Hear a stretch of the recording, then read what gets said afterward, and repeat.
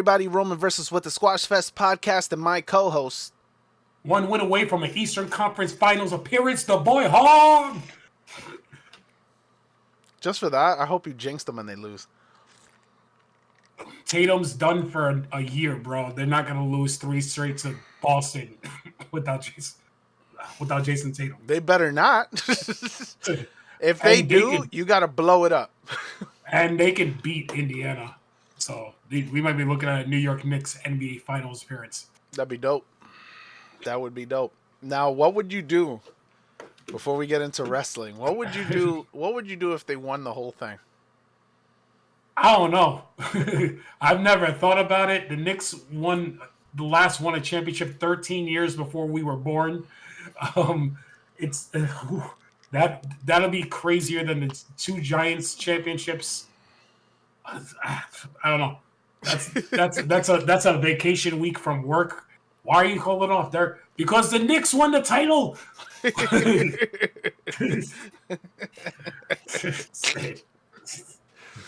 All right. So Raw was a show. It was something. Nothing too great. Raw had one to give because they've been pretty great, solid since Mania. They had one in the bank. They had one where they could just phone it in, and they chose this week, is what I feel like. I think they're building to Saturday Night Main Event as a bridge to get some Money in the Bank. But what they've announced so far for Saturday Night Main Event should not have anybody enticed to actually watch that show. I know the Jey Uso and Logan Paul. What else? They announced it last night on Raw. They said Sami Zayn and CM Punk are going to be teaming against Rollins and Braun. Okay. That's it? That's all it's advertised so far. Okay. They teased EO and Rhea again. Maybe we'll get that at Saturday Night Main Event. Well, we'll get into that. This whole show felt like, all right, we have 4 matches. If you look up the runtime on the 4 matches, you probably have 50 minutes of wrestling, maybe 55. Everything else is promo. And it's hard to, like, to your point where you said, it's hard to pay attention to long-winded promos sometimes. Mm-hmm. A lot of backstage segments, a lot of promos. There was, if you're watching the international feed, there was one hilarious part where on the international feed, Kathy Kelly is interviewing Austin Theory and Grayson Waller. Mm-hmm.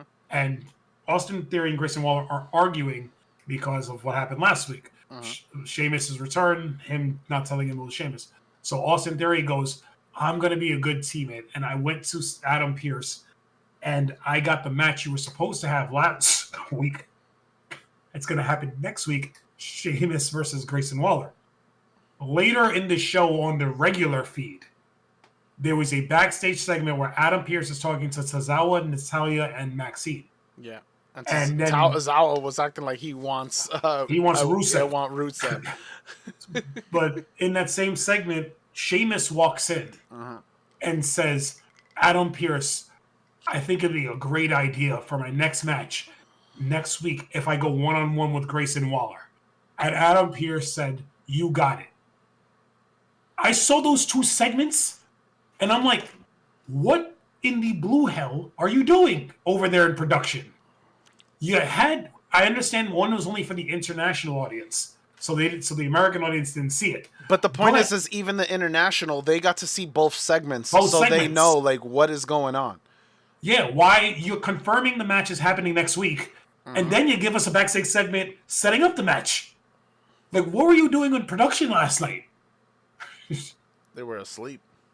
Like, that I saw that and was like, what? Huh? Anyways. But that perfectly sums up last night. Yeah. It was a phoned-in show. All right, so we start off the show. CM Punk starts off the show. And he gets into the ring, and he's cutting his CM Punk promo. Thank you, Louisville. I love you. This is my home. But let me tell you, I'm pissed off at a lot of people. But the number one person I'm pissed off at is myself. Because 12 years ago, my best friend, Paul Heyman, turned his back on me. And I let it happen again. He's like, fool me once, shame on you. Fool me twice, shame on me. Mm-hmm. He goes, and I apologize to Jey Uso for telling me who Paul Heyman was. If you're claiming this man is your best friend, you should not need another wrestler to tell you who that man is. Mm-hmm. He turned on you to join Ryback of all people 12 years ago. And now he turned on you again for Seth Rollins. So he says, Heyman, when I see you, I'm gonna hit my hands around your neck until your eyes pop. He gets stopped by Paul Heyman. Paul Heyman seems like he's gonna power walk down to the ring angrily. Yeah. And stops halfway. Mm-hmm. Seth Rollins comes out. Hold on, you're missing the one line I thought you would definitely be mad excited about. Oh, CM Punk line? Yeah. I'll tell you exactly because I have the breakdown here. Are you talking about Timu CM Punk? Nope. Wise men understand what words you choose because they'll be your last? No. Get down here, Penguin. Oh, get down here, Penguin. He said, where are you at, Penguin? Yes. He started coming out. He goes, where are you at, Penguin? Yes. He did say that. I thought you were going to be mad hype about that. I popped when he said it last night. I'm like, it does look like the Penguin. So Seth Rollins comes out, and Seth is cutting his same thing he's been saying about Punk. He said, you are the last person who should be talking about anybody betraying you because of the position you put that man in on the build to WrestleMania.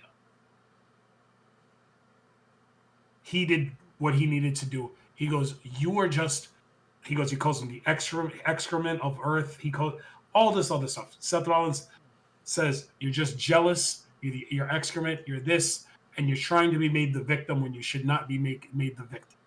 But if you want to be made the victim, and he leans over to Braun Breaker, and he goes, basically, Braun, go get him. Braun goes to the ring, tackles Punk, starts beating him down. Punk gets the better of him. Rollins hits the ring. They 2-on-1 Rollins. Sami Zayn comes out, 2-on-2. Eventually, the heels get the better of the baby faces.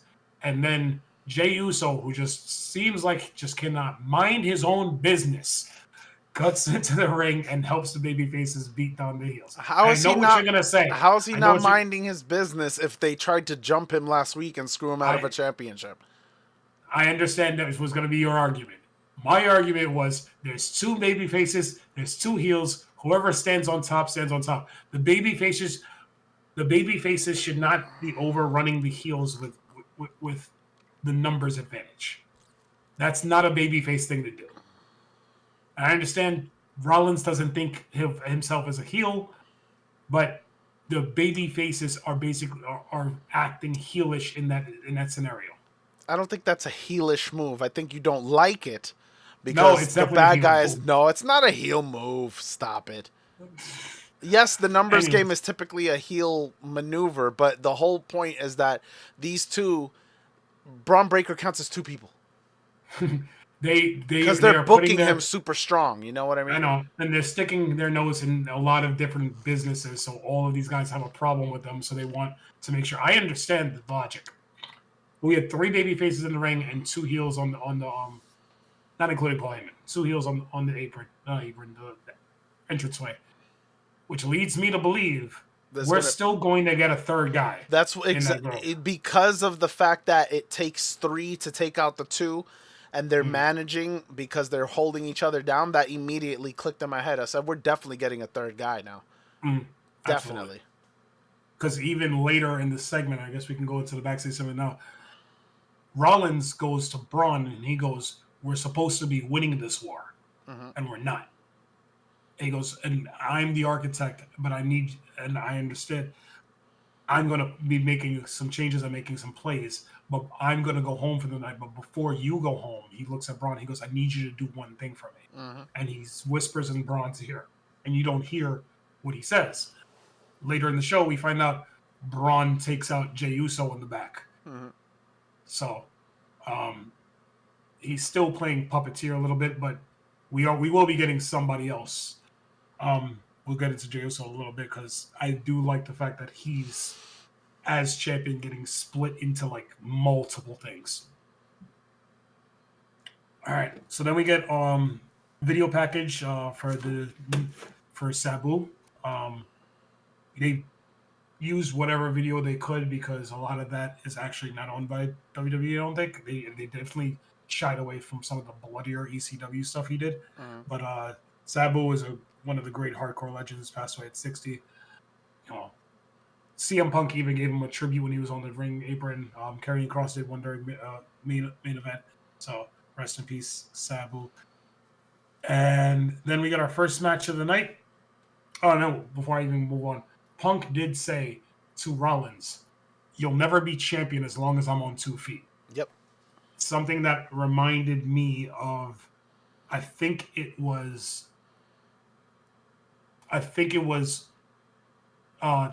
Drew who had said that to Punk during their feud. He goes, "As long as I'm here, you'll never be champion." Or maybe it was Punk to Drew. I think it might have been Punk to Drew.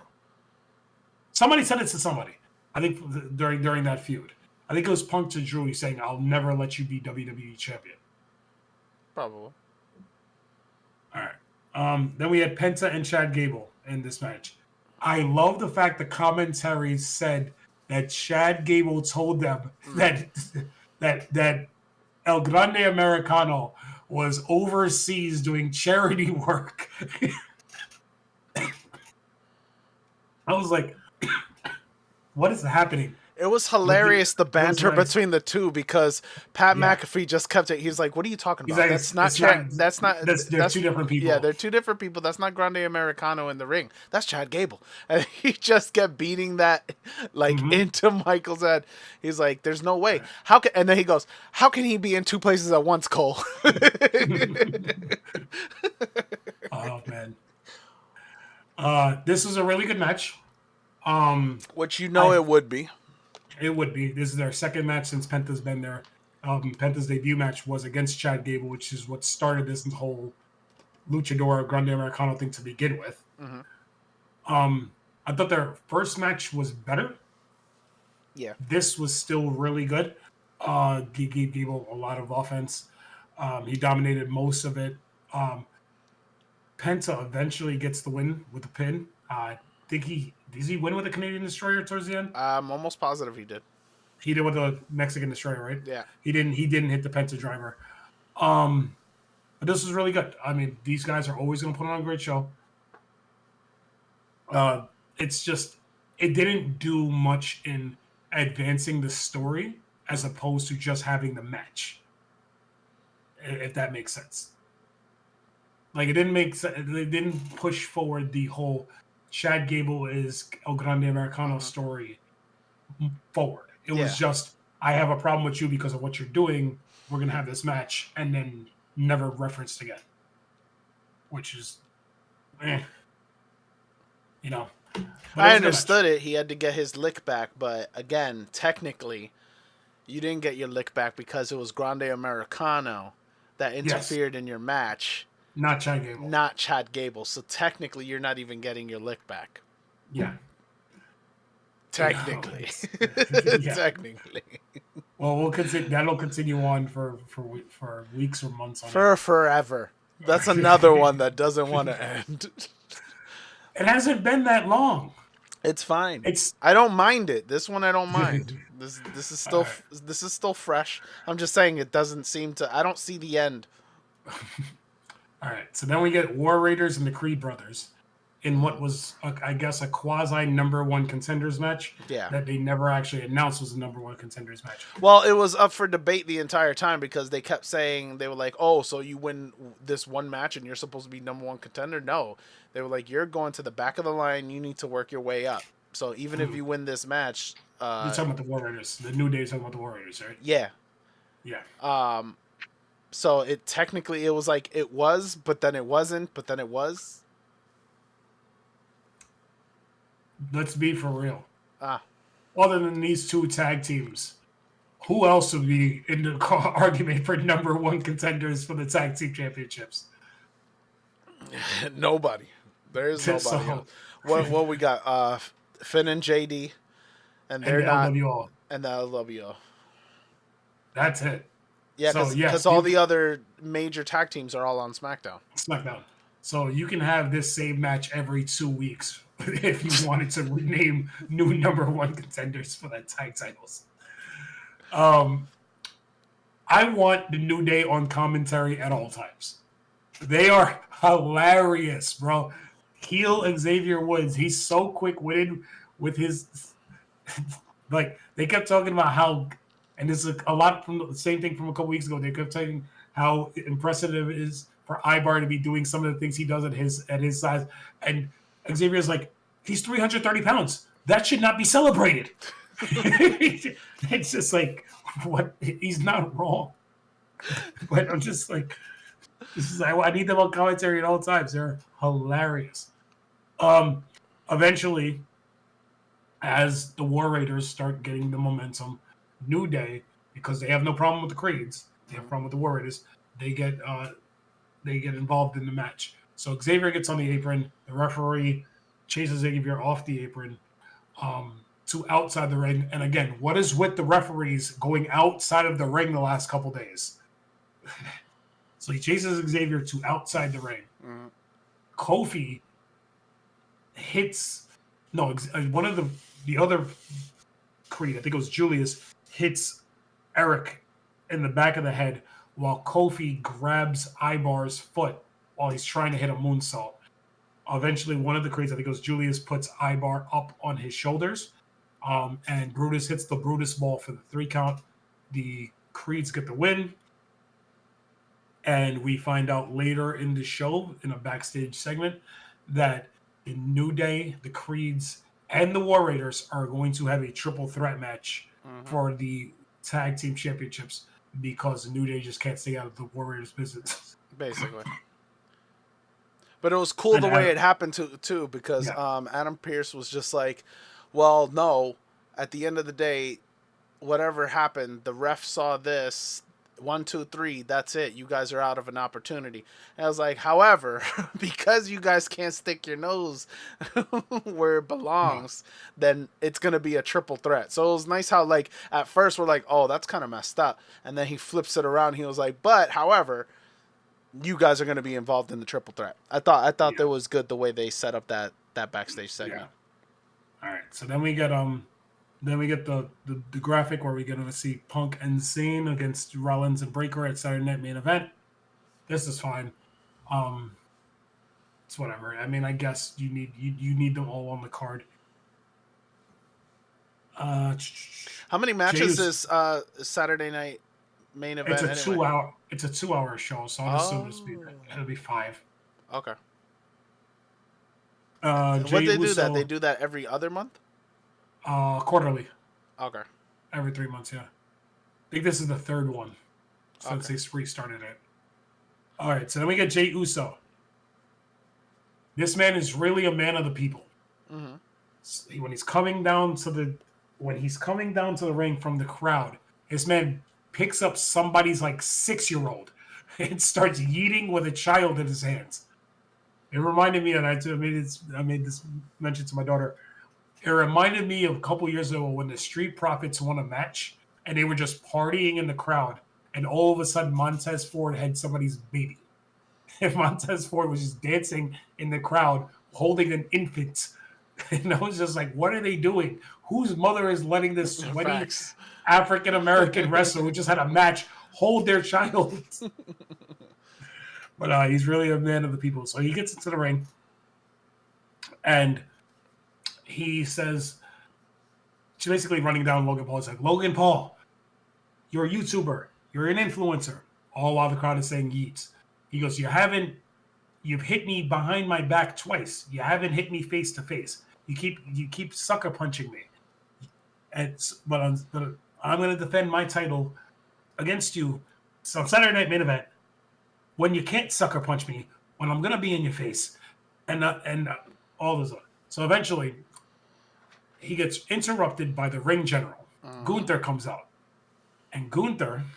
Which looks at again, him. to your point, this is just more stuff happening to Jay because it's like he got Logan Paul on one end, he got the Seth Rollins on another end, and then now he got the ring general coming back because he's like, I'm not finished with you type stuff. Yeah. So Gunther tells him, this is the first time we're face to face since WrestleMania. And the crowd's chanting, you tapped out. And then Jay looks at him and says, you mean since I tapped you out? Gunther did not like that.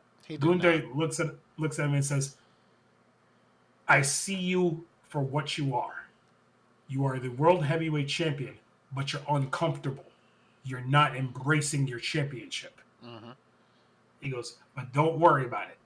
Because I've spoken to Adam Pearce. And 4 weeks from tonight, by the way, I have a problem with what he said. 4 weeks from tonight, in Phoenix, Arizona, on I think he said June 9th, I'm going to be facing the winner of Logan Paul versus Jey Uso for the World Heavyweight Championship. Mm-hmm. And I'm going to take back what's rightfully mine. Mm-hmm. So Jay looks at him and he goes, you say I don't belong here. You say I'm not uncomfortable. Well, I'm right where I need to be. And he holds up the title in front of him and he goes, I'm going to take care of that YouTuber and then I'm going to take care of the ring general. And after the beatdown, it's going to be 4 letters, one word. And then slams the mic. My problem with the segment was not what Gunther said. Okay. My problem with the segment is, why are we doing it on the Monday after Money in the Bank and not at Money in the Bank? Title might not be on the line. At Money in the Bank? Yeah. I'm just saying it might not be. They're not going to book their most popular wrestler and world champion on Money in the Bank. I'm not saying it makes sense. I'm just saying that maybe that's what it is. Because you have him at Saturday Night main event, and then you got nothing coming after Money in the Bank, so you do it on a Monday. You do it the Monday following Money in the Bank. That was my problem. It's like I understood it. He said it 4 weeks from today, and I'm just like, why wouldn't you just have this rematch? Unless it is Money in the Bank and he just misspoke. No, they made it clear. Even commentary made it clear that it's going to happen on a Raw. Oh, then never mind. It was 4 weeks from. Doesn't matter. He's not winning it. I'm aware. Gunther's not going to win a title back. No. I just saw it. I'm just like, the booking decision to not put this match on the PLE doesn't make sense. Mm-hmm. You're not wrong. I'm not going to argue with you, but maybe for all we know, we don't know the match card for Money in the Bank. Maybe it's stacked and they just don't have room for it. You're going to have the 2 Money in the Bank matches, and those things take forever. Yeah. You're probably going to have some sort of Cena match. Yep. And I don't know what else would be on there unless you're going to book some of the women's matches. That's what I'm saying. Women's, tag. There's so much that can go on this card. All right. I mean, if they're going to start separating...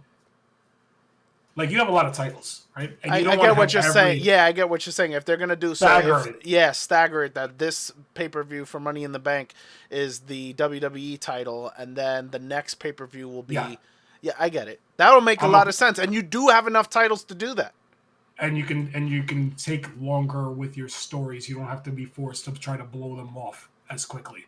So there is a reason, I guess. But and then also, I'm sure that they get a nice little bump during Raws or SmackDown if the title's on the line during the week. That's what I was thinking too.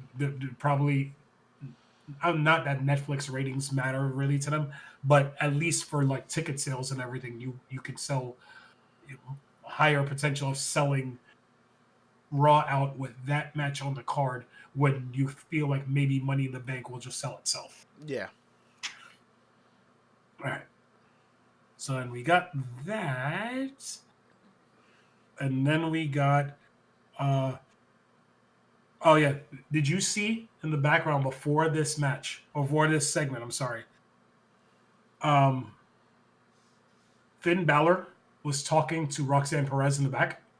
I did not see that. Yes, Finn Balor was talking to Roxanne Perez last week and this week in the backstage. Yeah. So what was happening This was, I'm assuming, like behind somebody else doing something, right? Because I didn't peep that at all. Before Uso enters the arena, he made his way through the backstage area. So when Jay's walking to the stage before the commercial break, Yeah. you can see Finn talking to Roxanne. Okay. And you said that's the second week in a row? Yeah. Interesting. So maybe we'll get. I don't know if you want to split the Judgment Day and have Finn create another new group. Like it'll just be very repetitive. All right. Or or Judgment Day black and white. No. We're not doing this. Judgment Day, Right? Judgment Day, Wolfpack. They already have the hand gesture. That's what I'm saying. All right. So then we get AJ and Finn. AJ and Finn are always going to put on a really great match. I was watching this match, and here's my issue with the match. And I understand why, because the combined ages, and I'm not making this up, the combined ages of these two men are 91 years old. Okay. So this match for these two guys just felt really slow and plodding. It did not feel like there was any urgency. It didn't feel like either one of them wanted to speed up the match. It was a lot of rest holds, a lot of backbreakers, a lot of like getting into their stuff. And don't get me wrong, these two guys are great workers. They are both really great workers. But watching this match, for as long as they gave this match, I felt like I could zone in and out. And that was a problem for an AJ Styles Finn Balor match, because those two guys should be tearing the show down. I agree. I found myself starting from this match kind of zoning in and out. Yeah. Looking at my phone and yeah. Yeah, I definitely felt that. I think, but it was also just for the fact for me, it was, what was the point of the match? AJ wants an Intercontinental Championship against Dom, and Dom asked Finn to take care of AJ for him because he has other things he has to worry about. Dom wasn't ringside. So it made no sense. You think Dom would have been there and the entire Judgment Day, but it was just Carlito and JD McDonough. JD. And it just, what I'm saying is, yes, I know the reason behind the match, but I'm saying, like, what was the point, essentially? It didn't feel consequential. Yeah. Okay. They have a solid match. Again, these two guys will put on a good match with anybody. AJ hits a really nice, like, he's coming out of a pinfall and he hits a Styles Clash like in rapid succession. Finn is just Finn. The commentary team was really playing up that Dom wasn't there to support Finn. Eventually, AJ gets the win with a Styles Clash. And there's no, like, I don't remember there being a post-match beatdown or anything after. It just goes off. Like, it just moves on to the next segment. So, yeah, like, to your point, like, it just felt non-consequential. It just felt like they put this match on to have to eat up time on the show. I would have understood if maybe we'll get it next week. Finn got the loss, and then you have a backstage segment with Finn and Dom arguing or something. Hey, brother, why weren't you there? Something. Like, I know I said I was going to take care of this for you, but why weren't you there ringside to support me? Yeah, because the story is the power struggle of the Judgment Day, right? Yeah. Dom's the only singles champion. AJ's not going to respect Dom because he's always going to look at Dom as a little kid. No, I'm sorry, not AJ. Finn. Finn's always not going to respect Dom because he views Dom as a little kid. But there really wasn't a lot of interaction between the two of them last night, even before the match either. So it just felt like a disconnect on that aspect of the story that they're trying to tell. All right, so then we got our Becky Lynch promo. Becky Lynch is a great promo. She was You said eloquent. What? She's a great problem? She's a great promo. Oh, promo. She's a great promo. This was more I like her start of her man character. She was doing it last night. So she gets on. We come back from commercial break. She's sitting on the top rope, and she goes, "Lyra didn't win." No, she goes, "I didn't lose on Saturday. Lyra lost." After the match, the only one woman was taken to the hospital. It was Lyra. After the match, only one woman got to go to her. And what is that alarm? Uh, it's my trash alarm. So Gotcha. it's the Barney cleanup theme song. I had to put something annoying that was gonna get me up because that's usually when I have to do like the recycling or whatever the case may be. So I Mute your just phone when we're recording. well, my phone is always on silent. I don't even know why the ringer was up. Okay. Oh well. She goes after the match, and I'm sorry, chat and crowd. I'm still a little sick, so bear with my coughing. Super sick. Not as bad as it was the other day. Now it's just coughing constantly. After the match, only one woman got to go to her tour bus, got to relax, throw on some sweats, take a shot of tequila, and whatever. And that was me, Becky Lynch. And she starts talking to the crowd. Oh no! After that, she goes, "Lyra has been here for so long, but she hasn't been more relevant than the last 3 weeks, and I made her relevant. So she should be thanking me." Then she looks at the crowd and she goes, "You guys used to love me. We used to do everything together. We were one and the same. You carried me to the main event of WrestleMania, and then I won, and I won, and I won.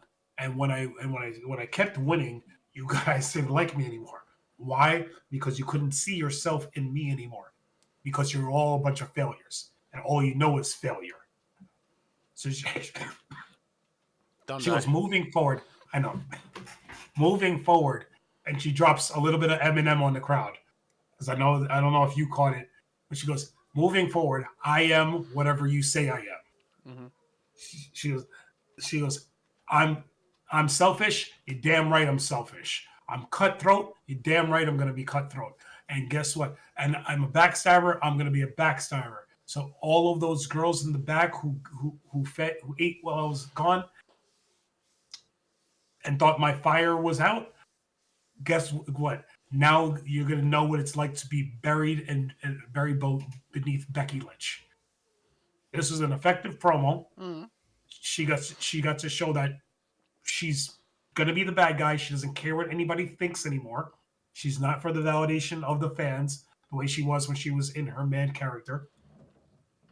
And when she wants whatever championship she's gonna get, she's going to basically do everything in her power to get it. So I felt like this was a really effective promo for Becky Lynch. What a difference a week makes, because you were hating on her last promo and she was talking about trash, recycling. She said trash and recycling. Because the body of your promo needs to make sense. The promo last night was actually very effective and very good. Last week, she was calling people recycling.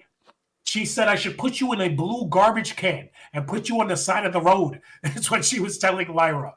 That was a terrible promo last week. You don't know what goes on in her house. Maybe she doesn't get credit when she takes out the trash. I don't think she does anything. I think Seth is the housewife. Disrespectful. Nah, you know what? They probably have a maid. Those two make millions of dollars. They don't do nothing. All right. So then we got our main event match. This was a fun match, even if it were a little sloppy. And I felt like Io can wrestle with anybody. The NXT stars are great. And I say this all the time. Rhea is very good, but she's so large and so much stronger than everybody else that I feel like newer wrestlers who haven't been working with her for years don't know how to adjust to her just yet. Because her matches against Liv, she had that feud going for like a year. They had how many house show matches, how many whatever matches. Her, Bianca, and Io basically came up through NXT together. So they had all of that time to get a rapport together and they can put on great matches. Roxanne and Gulia sometimes looked lost in the ring in that match. There were little things that they were out of position for spots. But I think all four of these women are going to be stars. Eventually, and Io. So Io is taking the brunt of the punishment in this match. Don't die. Don't die. Rhea really wasn't in much of this match until nearly the very end when Io hits the hot tag. So Io hits the hot tag. Rhea comes in, starts throwing Roxanne around. Like she picked up Roxanne for, I think it was the Razor's Edge, and she threw her 3/4 of the way ring. And eventually she gets the win. She hits, I believe it was Roxanne. She hit her with the Riptide, while Io held down Gulia in the corner for the 3 count, and the babyfaces are cheering. Oh, by the way, before I even get into that, I'm gonna need somebody, and I know you're gonna disagree with me on this, 100%, to tell Io Sky nope, to stop nope, doing nope. that. I was gonna tell you my favorite spot of the night was when Rhea hit that missile drop kick and did it. No, Oh, when Rhea did it. When Rhea was on the apron and she did it, she was and like, then hit the. That was my favorite spot of the match. When she hit the missile drop kick and started doing it in the middle of the ring, I'm like, I'm over this. Why? She's having fun. I get it, but I just don't. Nitpick Io so much. Every week you find another little thing to hate on. I don't know. Tell you all the time. No, and you're Io might be the most fluid wrestler in that entire. Yes, company. but every time she shows personality, you have a problem with it, and I think you need to figure out why that is. Stop smiling. Stop smiling. Stop speaking. You got to learn English. Stop with the crazy Her little promo last night. At least she tried to speak in English for most of it. Yeah, that's karma coming for your lungs. I had to cough. I hit the cough button. Yeah, no. So babyface get the win. They're standing in the middle of the ring. Rhea is holding Io's hand, which is also holding the championship belt, and Rhea just stares at the title, basically telling Io, "I'm still coming for this. I still want this title." Io is looking at Rhea and smiling at her as Rhea is looking at the championship belt. You should not be smiling at somebody who wants what's yours. That's her character. Leave it alone. Her character needs to be more it doesn't. Everybody else does the same thing, and they'd be like, "Oh, why you let Io be her? That is her character. That she's always smiling." No, you may not like it, but that is her character. That is her character. She's not everybody else. You cannot copy paste and be mad at somebody for doing something against the grain. That's it. I have a problem with a babyface being too friendly with her competitors, and Io, and I guess this will be the story. Io might think, "Oh, Rhea's a great competitor. Me and Rhea exactly what it is. Me and Rhea are friends. Yeah. So whatever." Rhea's not her friend, and Rhea will backstab her to get what she wants. 100%. But Rhea has also said that she is her friend.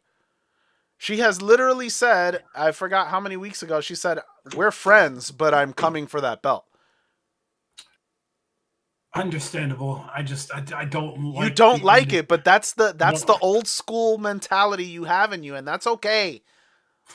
That's okay. I'm not knocking you for that, but that's an old head mentality. Just watching that, I'm just like, why is she smiling at her when basically there's a threat in her face? Doesn't make sense to me. To you. In other media forms, it would have made perfect sense because that's her character. Yeah, this is not other media forms. This is staged professional. Don't give me that crap, because you literally are the first one to tell me how this basically encompasses all other media forms. So why are you over here now saying, but it's What do not you mean? other media form? You always tell me how it encompasses everything. It has romance, it has comedy, it has action, it has this. It's all other genres, all these things implemented into one thing, and that's why you love Correct. wrestling. But now, because you have a problem with something, you don't want it to be like other mediums. You don't want her to be some character you don't recognize because it doesn't fit into what your bubble of wrestling is. Leave her alone. Jesus Christ. And the funny thing is, like, I feel like I'm defending her. Meanwhile, I know you like her. Like, that's the I love Io. I know, but that's the part that don't make no sense to me. It's like you're such a hater, but you love the girl. It don't make no sense. I can be objective and still like But the it's work of not it. objectivity. It is objectivity. I love Io as a worker. I think she's great. I think she's amazing. There are certain parts of what you say her character or how they're booking her character that I just don't like. I don't. Again, she's too bubbly. And it's one of my favorites, Bayley. How did Bayley get to the top? Bayley stopped doing the hugging gimmicks. Okay. Why? Because she was too bubbly of a character. She was never going to get there with that character. Uh-huh. She had to change. Mm-hmm. Io, this is a different version of Io than she was in Damage Control. But I feel like they took the pendulum and swung it the completely opposite direction. Yes, but you know what the 180. crazy part is, and this is why your entire argument makes no sense, is because it's working for her. You use Bayley as the example, but we both agree that that gimmick was never going to work long term. This is working for Io. It is. I don't know if it'll work long term. I think eventually fans will want a different version. Fans will always want something a little bit more edgy, a little bit more darker. Like the one right now that's just Jey Uso can do that. But you have that. But my point is you have that in other characters. You don't need that in every single character. I need some sort of, maybe not darkness isn't the right word. I need some sort of grit when it comes to it. Like when the push comes to shove, I don't believe that this version of Io maybe can do the things necessary to beat and continue to have that championship against some of her bigger opponents. I want to see some more grit out of her because she smiles. That is the dumbest take you've ever had. It's not. That's a dumb take. In the ring, you have said she's probably one of, if not the best in-ring worker, but because the girl smiles too much, now you don't think long-term she can hold on to that title. Yeah. It'll come back to bite her. That's dumb. Being too much of a babyface and too friendly, it will come back to bite you. I can't with you. Even Jey Uso has grit to him. When it's come down to fighting time, she has grit. When they first came on, when Roxanne and Gulia first came in, and they were wanted to fight with her, she was like, "I'm down." When Stephanie Vaquer came, she was down. She showed grit. She was all still bubbly, but she was like, "No, I want to fight the best. Let's go." I think those are two different things. I think they're not. I think those are two different things. I don't. I think there's a babyface thing of accepting all challengers, and the not heel-ish thing, but that I'm a badass. I'm going to make sure I do everything I need to do to keep my title. Those are not the same thing. Mm-hmm. Those are two different things. I don't believe that this version of Io, because of how much she smiles at her competitors and because of how happy she seems to be to just be there, has that. Okay. Agree to disagree. Agree to disagree. All right. Overall, like I said, Raw was okay. It was. Oh, and we didn't even talk about Rusev had a promo. I think before the main event segment. It was definitely after the Becky Lynch promo. They went directly into a Rusev promo. He basically says, "Otis, I didn't want to do that. I don't want to. I don't want to beat people up. I would love to just go home and continue to be rich. That's literally what he said. He goes, he goes, but I will do it for the for the sake of everybody here. So, and then he goes, Tozawa, when you stepped up to me, the crowd cheered. And then he goes, but they put you in the line of fire. Yeah. So I'm going to have to put you down. He was Basically, essentially telling people don't go by what the crowd does because the crowd's going to Yeah. screw you over in the end. Yeah. Yes, essentially. Correct. It was a fine promo. He just trying to make him more of like this fighter who's reluctant to beat people down instead of just. What is happening again? I've muted my phone. That just overrode my mute. Is it an alarm? I don't know if alarms are get muted because I do that to my phone all the time too. Yeah, so they're just trying to make him this guy who's reluctant to fight, but feels like he has to fight for the sake of good of everybody, which is fine. We'll see what they do with him. I already don't like the fact that he's feuding with Otis and Tozawa. Yeah. And then, like I said, coming out of that is when we got the Tozawa thing with Adam Pearce. That eventually went to Sheamus, and Tozawa looks at it and he goes, I want Rusev. Yeah. Question? He was just like, I appreciate. Yeah, he goes, but you're not medically cleared. Yeah. He goes, when you're medically cleared, I'll make this match happen. Yeah. Which is not what Adam Pearce should be telling him. He should not. Adam Pearce should be telling Tozawa, are you sure you want to do this? You said question. Question. During this segment, Natalya was the one holding Tozawa's arm instead of Maxine Dupree. Okay. I understand that Maxine and Natalya were a tag team for that one-time thing. Why does Natalya care about this Tozawa? Because she's a babyface and he's a babyface. And so the babyface thing to do is to make sure he's good. That's all I got. Okay. That's all I got. I saw that. I was watching it back. I was just like, why is that Natalya holding him instead of Maxine? You could have done the same thing, flipped those two women. Maxine holds Tozawa's arm, and Natalya is there supporting her friend. It would have made more sense. Yeah. But I was just like, it was like what? What is happening in this segment? Yeah. Just a reason to have Natalya on our screen. Which is fine. Natalya's great. She's one of the greatest women's wrestlers of all time. 1,000% agree with you, but again, you're not doing nothing with her. Again, I would love for her to have something substantial to do.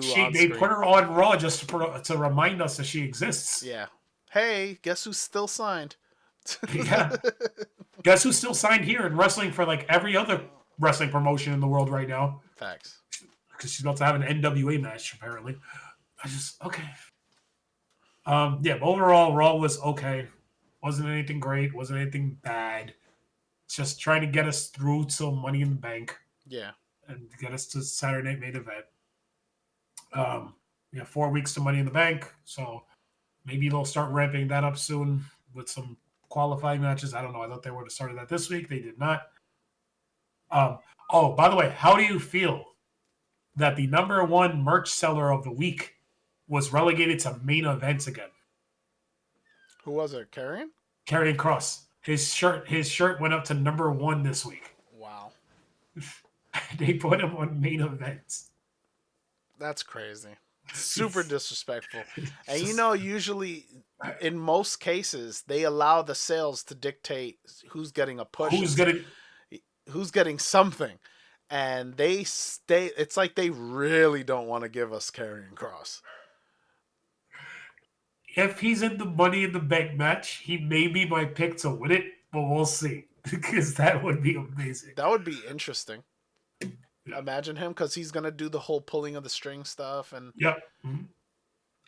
And then imagine he gets the Money in the Bank, and then because the rumor is that group, the tag team, the Righteous, that they're gonna come to WWE, and possibly form a new group. So it'd Yes. be interesting him leading a new group and him having the Money in the Bank. That could be something Yeah. interesting. They got to do something with him because fans are pushing him or supporting him right now. Uh, and like you say, he does so much stuff on his own. He did his own documentary for everything he did going into WrestleMania week that has something like 500,000 hits. But Like then I believe I sent you a video. Shotzi said that he Pays for pays everything. for all of his own production. Yeah, That he doesn't ask WWE. I'm assuming if it's something that they're putting on TV, that he's not paying for that. yeah. But all of his stuff, all of his Twitter stuff, His all whatever, social medias. he's coming out of pocket for that. He does that all himself. Hmm. So, but he's a smart businessman. Like, look, if he ever requests a release, he's a guy who's going to be coveted by everybody. So, that's a guy who can go leave and come back, Cody Rhodes style, and really make his name. Hmm. All right. So overall, Raw was a C plus ish show. Um, yeah, like you said, they had one that they could give up because Raw's been on a hot streak and SmackDown's been the lackluster show I sometimes. said they had one in the bank. They were waiting to cash it in, and they did. They said this is the phone-in show. Yeah, I'm because I don't even know. I'm hoping that just means they had added focus for SmackDown this week. I don't even know what the SmackDown preview is for this week. Hold on, SmackDown. That'll be the 16th. 25th. If they even have one early. Oh no, this is a YouTube video. I'm not watching that.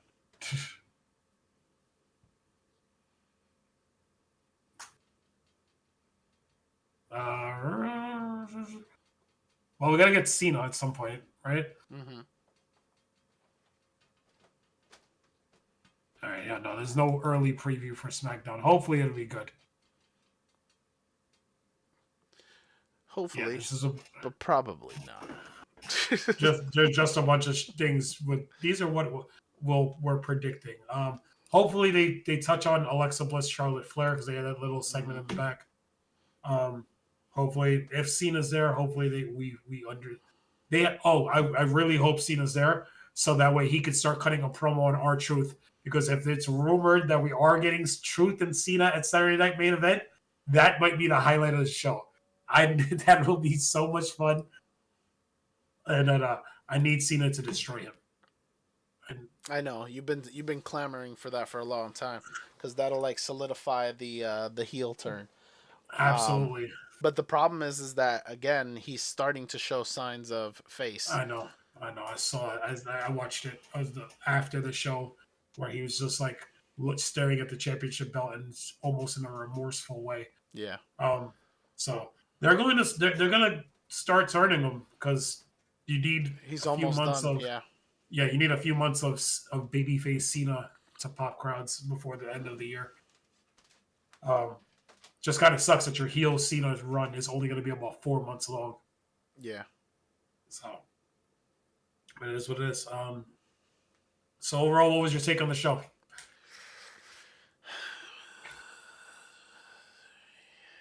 Who filled out? Stone Starks filled out. I'm trying to find my highlight of the night, and I.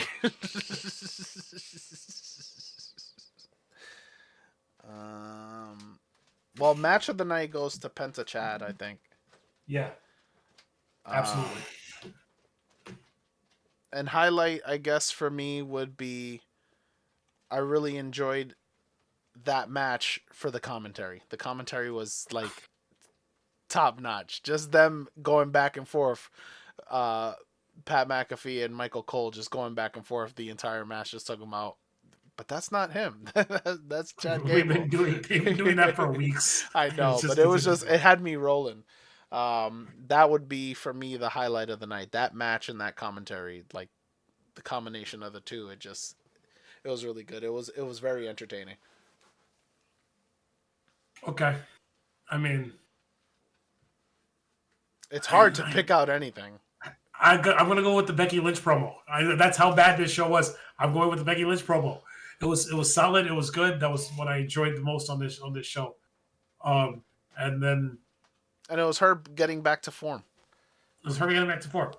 And I'll agree with you, Chad. And Penta was the match of the night, but I'm gonna go with what made.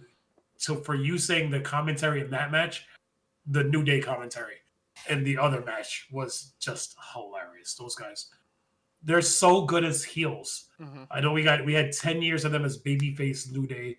You know, homosexual black men shaking their butts, eating bootios on television. But that's what they were doing, bro. I'm sorry, they had unicorn phalluses on their foreheads. Yeah. They had a box of cereal called bootios, bro. That's not my fault. So came out riding unicorns one time. Um, but this is New Day getting really showing a different character what they can be as heels. mm-hmm. And it took them a while to get here, but I'm liking where they're going with this now. So No, hopefully we can 100%. get It some was weeks of them not doing much, not doing anything heelish. Like it was, Kofi's family walking out on him, yeah, like Xavier's family. It was a slow build to get to this point. Yeah, No, I yeah, agree with you. So it's nice that they're finally reaching that height. yeah, exactly. Yeah, those are my highlights of the night in a more or less lackluster show. Mm-hmm.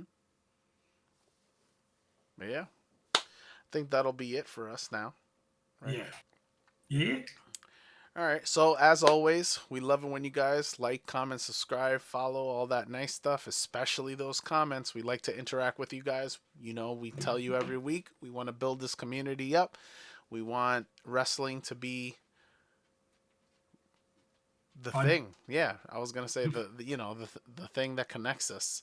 Mm-hmm. It's like in high school, if you were a wrestling fan, you were an outcast. If you Mm-hmm. liked anime, you were an outcast. You were, and now all of that stuff is cool now.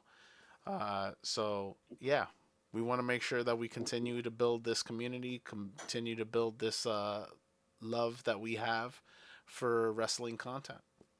We Yeah, appreciate absolutely. we appreciate you guys, and we'll catch you on the next one. Peace.